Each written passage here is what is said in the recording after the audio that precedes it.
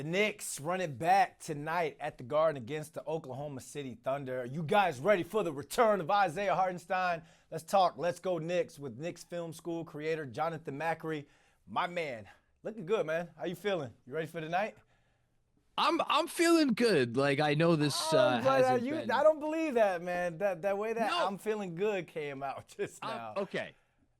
I'll put it in perspective. Okay. Am I feeling as good as I was feeling about this team at other points in the season when they were winning 9 games in a row, for instance? Yep. No, I'm not because I think, as we'll maybe talk about in a little bit, they're in a bit of a shooting slump. Like not everything's going great, but I feel good enough going into the game where I don't feel like the Knicks are going into this one to just pick up an L and move on. I think they Okay. got a real chance tonight. Okay.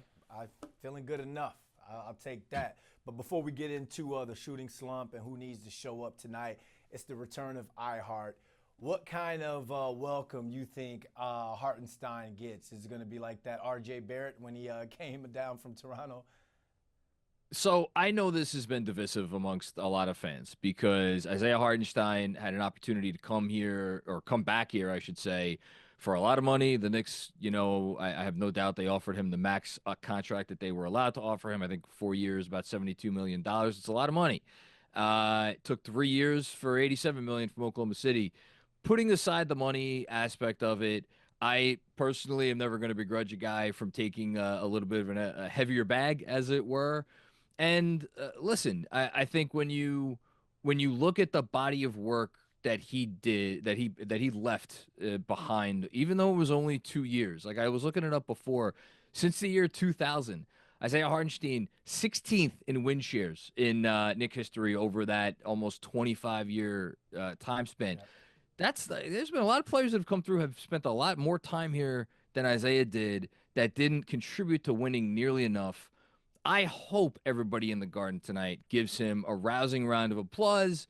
And then once the introductions are done and the game gets started, if you want to boo him, you could boo him. Yeah. But no, I'm a big Isaiah fan. I wish him nothing but the best. I remember his time here very fondly. Yeah, at least he didn't go to Philly like the Knicks Could have been version worse. of Saquon. Like he went to Oklahoma City and again Or for a better Brooklyn, bag. Yeah, or Brooklyn. or Indiana or something like that. He went to a different conference. It's okay. All right, so for the Knicks, who's got the pressure to really put on a show tonight, and how are they going to stop or at least slow down Shai Gilgeous-Alexander this time around? That kid is playing lights out. Shea, I think right now, I mean, it's been between him and Jokic for who should get the MVP award if we had to give it, about halfway through the season. I actually think the Knicks did a pretty good job on him last time. I mean, he ended up scoring 33 points, but if you look at his overall efficiency in the last game, it was actually one of the 10 lowest efficiency games he's had this year. I didn't think he was the problem. I think the bigger issue was that the Knicks defense, especially in the fourth quarter, as they were maybe keying in on him a little bit too much, were forgetting about some other guys, and particularly Aaron Wiggins. So I think, do what you had to do. Do the same thing you did against him. A lot of that's on Karl Anthony Towns if they're going to play drop, which I'm sure they will, for Cat to be an attentive drop, right? You Yeah. could play drop in a way where you are highly engaged, high hands, active feet, or you could play drop in a way where it frustrates Knicks fans because it's like you're inviting mid-range shots, and there's nobody better in the league at shooting those mid-rangers than SGA. As far as who needs to come up big for the Knicks, I hate putting this on this guy because how much could we put on one man that we haven't already over the last 2 years? I think Jalen Brunson kind of has to come up and give them a game tonight. It's been a bit of a slump for him ever since the Washington 55-point game, which they obviously needed to win that one. Something's off with him. He's not shooting the three with as much confidence. Has hardly taken many threes in recent games, and just even inside the arc. You watch him operate, and something seems a little off. It'd be a great time for him to have a bounce back game, not only as from a scoring standpoint, but also to make sure the ball gets spread around. You think he could be in a slump because of the amount of minutes that he's given? Do you think he could be having some sort of mid-season fatigue? I think that probably doesn't help. I imagine that probably doesn't help any of these guys, but you look at, it was within whatever it was, a week, 10 days ago, he was a game time decision for, I don't know, a couple, 2, 3 consecutive games. I think whatever was bothering him, I think it was a calf issue, is probably still bothering him now. And he was, if I had to guess, I would guess he's been told, look, you're not going to risk further injury. So if you go out there and you tough it out, tough it out. And I don't think he's right. I don't think it's just fatigue, although, again, I'm sure that's not helping. All right, take us to film school, man. How do you see this one going? Break it down for us. So, look, they gave up, you know, a big fourth quarter against the Oklahoma City Thunder last time because of, again, a bit of an inattention to the finer points of defense. Got to clean that up, but for the most part, I thought that they defended very well in that game. Where I think they really lost it was in the second half, and particularly in the fourth quarter on offense, where you could look at individual plays and you say, yeah, this is defensible, that's defensible.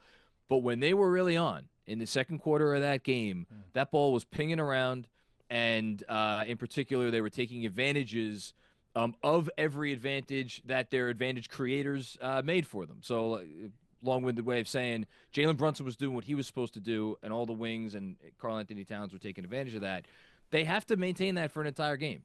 And I think that it comes down to moving the ball quickly, don't stand around with the ball, and if the three is there and it's open and that's your shot, take your shot with confidence. Okay.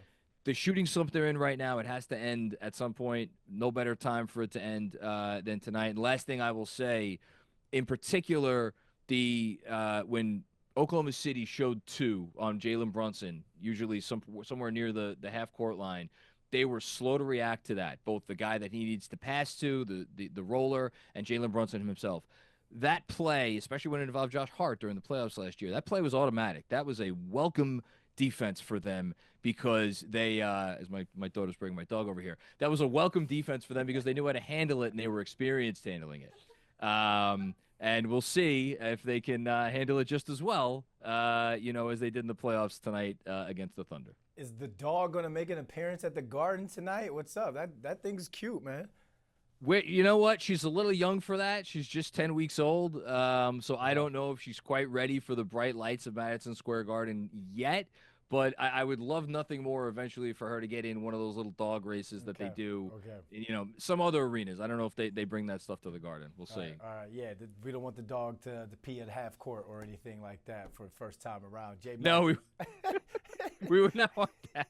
Would not get invited back. James Dolan would be like, yo, whose man's and whose dog is this? Hey, Jay Macri, thanks for hopping on with this, man.